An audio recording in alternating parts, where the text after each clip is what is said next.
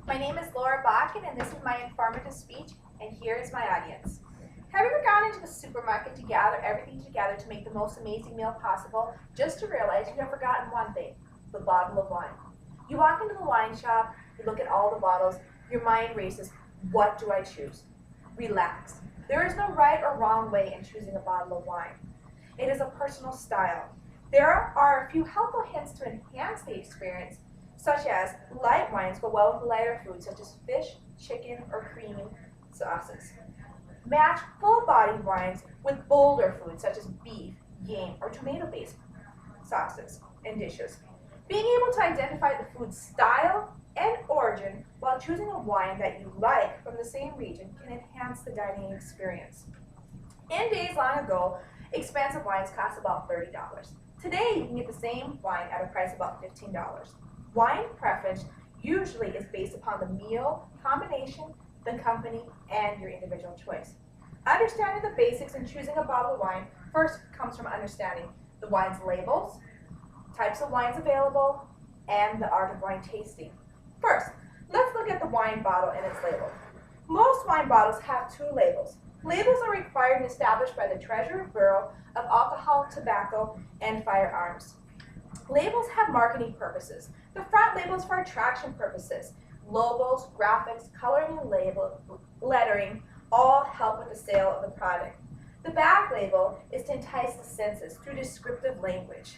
There are two items required on wines in the U.S. You have to have contained sulfates and the general government warning on alcohol consumption while pregnant or while driving impaired due to alcohol and health warnings.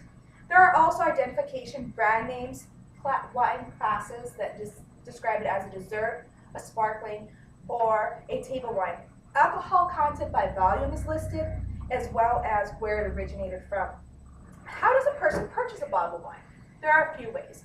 You can choose the internet and find a wine distributor, or a wine warehouse, supermarkets, or wine specialty stores. Quality wine stores carry more than one vintage. A vintage is the year in which the wine was created. Here on our bottle it says 2005 vintage. That's when this wine was created. Weather and soil can affect the grapes, affecting the wine's quality, affecting the vintage. So where the wine originates from is important to the consumer, which is you. Wines have their own distinct taste, vintages, contents, and country of origin. There are three types of wines we're going to talk about today. This red wine, the white wine, and the sparkling wine. Red wines go well with steak and heavy sauces. The style can be light in body or with little tanner. Bellissimo from Italy is an example. A full body, medium, moderate tanner, such as this American Merlot, or full body with tannic, an expensive wine, such as a California Cabernet.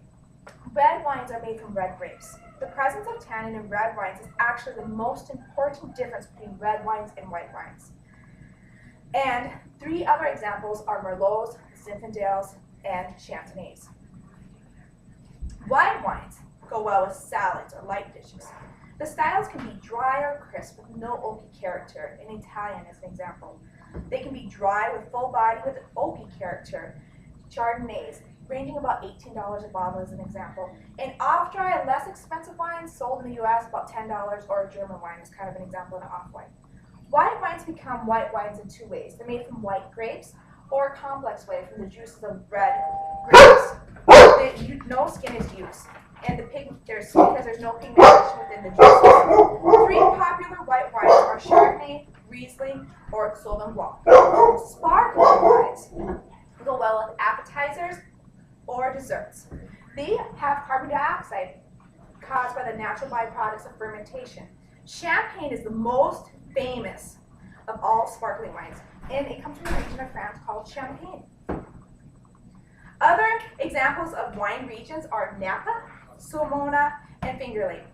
Wine pairing helps support the menu and complements the meal. For example, choosing the wrong wine may not add anything to the meal, or you may not even enjoy it. It's like serving a glass of sour milk with a big bowl of pasta, according to SupplyWines.com.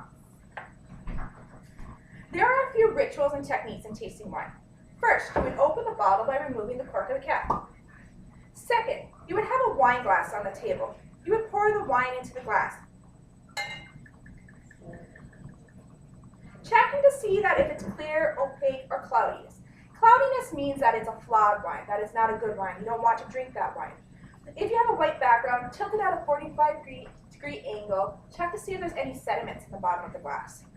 Then you would start by holding it by the stem, rotating it around. This releases the aromas within the wine. Then if you have time, you would taste it, swish it around in your mouth, and then spit. That would allow your sense of taste and your whole tongue to taste the wine. Sampling it that way versus swallowing it and not really getting the full sense of the wine. Next, you would use your sense of smell. Stick your nose right into the glass, as if you were smelling a flower. Now, does it smell fruity? Is it nutty? Does it have flavors of cinnamon, pepper within it? Now, you should be aware of the flavors, and remember, preference is a personal choice and develops with time. After smelling the wine, now it's time to taste the wine. What does it taste like? Is it sweet? Is it off dry? Is it slightly sweet? That comes from the tip of your tongue sense. Is it acidic, creating more of the backbone in wines? Is it crisp? That comes from more of a white wine, acidic. All wines have acid in them. It's come from the tartanic acid within grapes. Is it tanner? Tanner is to red wines what acid is to white wines, the backbone according to dummies.com. Tannin levels are high in red wines versus white wines because of the grape skins that are used. Tannic means a firmer in the mouth, a strong tea, makes you pucker when you drink it.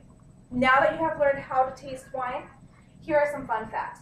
Old world wines are produced in countries such as France, Italy, or Spain, to name a few.